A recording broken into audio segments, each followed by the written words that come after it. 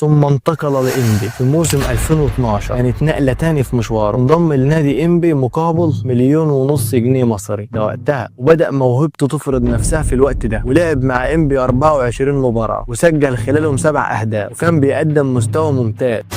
محمد الباقي قطاع الناشئين، خطر.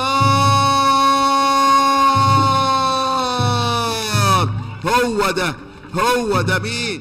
ده مين؟ اعتقد مؤمن زكريا. مؤمن زكريا تتحط له البينيه ويحط احمد صبحي في الجانب الايمن. الكره عرضيه عند رؤوف، الاستلام مؤمن زكريا، ممكن يحط مؤمن، عدى وممكن الثاني مؤمن، والهدف الثاني.